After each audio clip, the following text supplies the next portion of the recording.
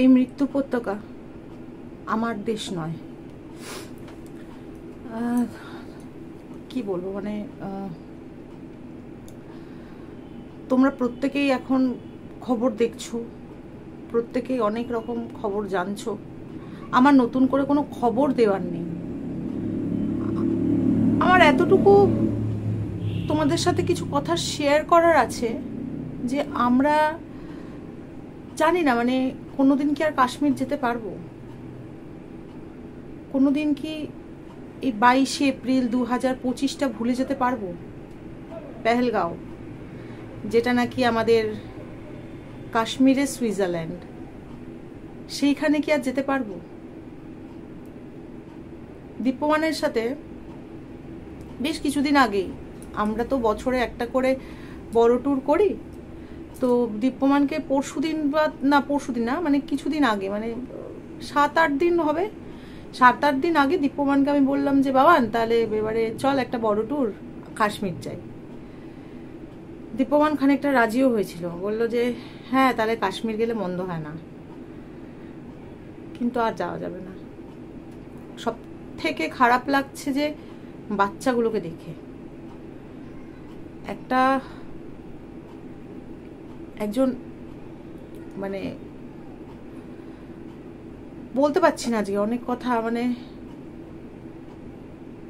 Video করতে হয় বলে করছি তা নয়, কিন্তু আমার ভিডিও একটা অন্য রেডি ছিল, কিন্তু আমার কোথাও মনে হলো যে আজকে এত খারাপ লাগছে, হয় না যে ভেতর অনেক কিছু চলছে, আমার ভেতর অনেক কিছু চলছে কিন্তু বেরোচ্ছে না মুখ দিয়ে। কাশ্মীরের ম্যাক্সিমাম লোকজন, ওটা তো একটা ট্যুরিস্ট স্পট, আমরা প্রত্যেকেই জানি, কাশ্মীরের ম্যাক্সিমাম লোকজন কিন্তু এই ট্যুরিস্টের ওপরেই নির্ভরশীল। Excuse me.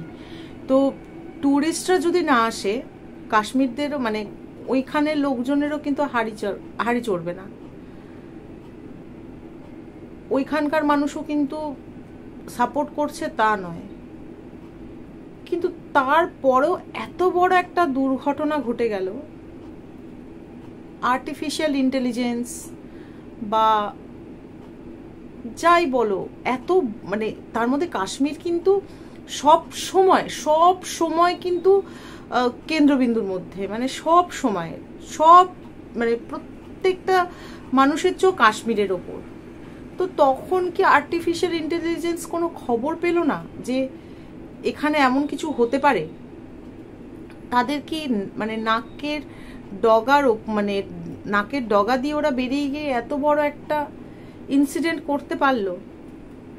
আমি তোমাদেরকে এখানে একটা স্ক্রিনে একটা লিস্ট দিয়ে দেব যে 26 জন যারা নিহত আহত বা মানে লস হয়েছে যাদের, তো তাদের আমি একটা এখানে লিস্ট দিয়ে দেবো, তোমরা যদি দেখতে চাও দেখে নিতে পারো। বিষয়টা কলকাতা থেকে কারোর কিছু হলো বা সেটা নয়, আমার কাছে আসল কথা হচ্ছে যে রক্ত সবার লাল। যারা এত বড় অ্যাটাক করলো তাদের রক্ত নিশ্চয়ই অন্য কালারের নয়, তাদের রক্ত লাল। তো সবসময় তোমার নাম কি, তোমার জাতি কি, তোমার ধর্ম কি, মানে জানি না, মানে একজনের জন্য সবার বদনাম। যেমন একটা বাঙালি যদি একটা হিন্দু যদি কিছু করে বা একজন মুসলমান যদি কিছু করে, জানি না সেই দায় কি সব মুসলমানদের ওপর পড়ে নাকি সেই দায় সব বাঙালিদের ওপর, মানে হিন্দুদের ওপর পড়ে, জানি না। মানে আমি হিন্দু মুসলিম এখানে কোনো ডিভাইড অ্যান্ড রুলসের কথা বলবো না, ডেফিনেটলি বলবো না, তবে এইটা কিন্তু একটা প্রভাব পড়ছে।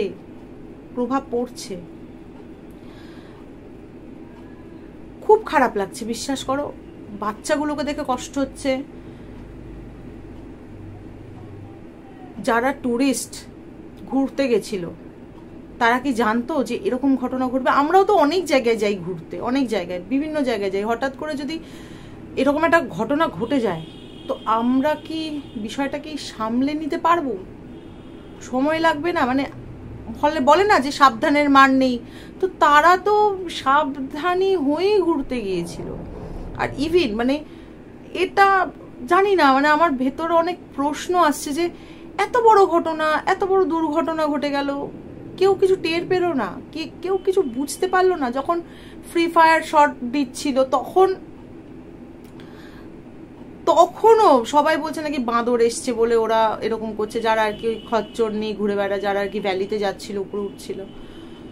তো অনেক সময় ফ্রি ফায়ার এরকম হয় বাঁদর টাদরকে তাড়ানোর জন্য। তো হঠাৎ করে ওরকম জানি না, মানে আজকে বিশ্বাস করো, সত্যি কথা বলতে গেলে কি, মানে এখন সত্যি, মানে সবসময় বলি না জীবনটা ছোট, জীবনটা ছোট, সত্যিই জীবন ছোট, সত্যি জীবনটা ছোট। মানে কখন কার সাথে কি হয়ে যাচ্ছে বা কি হবে সেটা আমরা কেউ ধরতে পারবো না, সেটা আমরা কেউ জানতে পারবো না, আর জানার পরেও কিছু আমরা করতে পারবো না। নিজেদের খুব অসহায় মনে হয়। যখন আমি ভিডিওটা দেখছি, বাচ্চাগুলোকে দেখছি, বাচ্চাগুলোর সামনেই তাদের বাবাদেরকে হত্যা করা হয়েছে, ভিডিওটা দেখার পর না, বিশ্বাস করো, মানে আজকে সকালেও মানে কটা তখন 9টা 9:30 বাজে, দীপমান আমাকে ঘুম থেকে উঠেই খুব বাজে একটা ভিডিও দেখালো। মানে আমি দেখার পর না, আমি মানে জাস্ট আটকাতে পারছি না, মানে এত কষ্ট হচ্ছে। হয়তো সময় সবকিছু হিল করে দেবে, হয়তো যাদের গেছে তাদের গেছে, আমরা আজকেই আলোচনা করছি, কালকে ভুলেও যাব, এটাও তো হয়। জানি না, মানে কি বলছি আমি তাও জানি না। আমার এই ভিডিওটার কারণটা কি, নিজের কষ্টটা জাহির করার, হয়তো বা এই ভিডিওটা পোস্ট করব কি না তাও জানি না। যদি পোস্ট করি তোমরা দেখো, নিজেদেরকে সাবধানে রাখো, আর কি বলবো, মানে সাবধানে রেখেও তো কাজ নেই। মানে যখন এই সব সময় বলি যে কপালে থাকলে কিচ্ছু করার নেই, কিচ্ছু না, তোমার ভাগ্যে থাকলে মানে সেখানে তুমি কিছু করতে পারবে না। এটাই হচ্ছে সেই অবস্থা। মানে যারা ধরো এতটা ঘুরতে গেছিল, তারা প্রথম দিন, তাদের ঘোরার দিন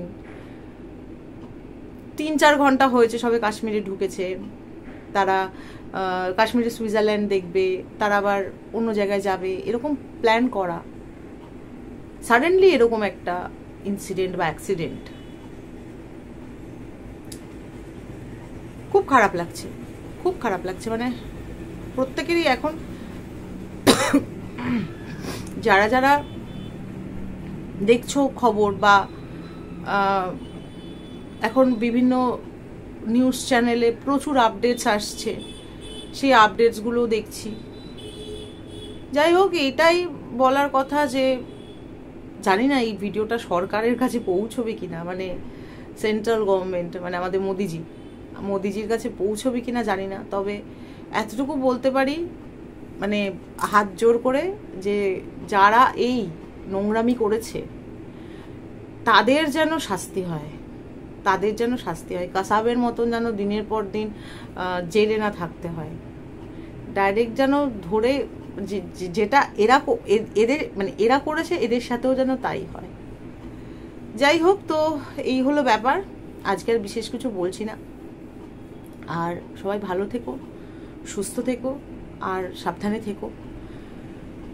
আর একটু চেষ্টা করো, হিংসি সবসময় বলি, হিংসি বা এটা এর হচ্ছে আমার হচ্ছে না, এ ওটা করছে আমি পারছি না, এরা তো এই হচ্ছে আমার এটা হচ্ছে না, এসব ভুলে গিয়ে না নিজের জীবনটাকে বাঁচো, ব্যাস এইটুকুই। নিজের জীবনটাকে বাঁচো, যাতে যখন চলে যাব ওপরে, কোনো রকম কোনো আমাদের চারপাশে যারা আছে, ধরো আমাদের হাজবেন্ড, আমাদের সন্তান, তাদের জন্য কোনো আফসোস না হয় যে আমার মা বা আমার বাবা কিছুই করতে পারলো না আমাদের জন্য, এটা যেন না হয়। তো যাই হোক, তো চলো, জানি না আজকে কি বললাম বা কি জানি না, তোমরা নিশ্চয়ই বুঝতে পারবে বা বুঝতেও পারছো, বা তোমাদের মধ্যেও এটাই চলছে, তোমাদেরও মধ্যে এই কষ্টটা হচ্ছে, তোমাদের মধ্যেও হয়তো এই পেনটা আছে। সবাই ভালো থেকো, সুস্থ থেকো। আজকের মতন বিদায় নিলাম, টাটা।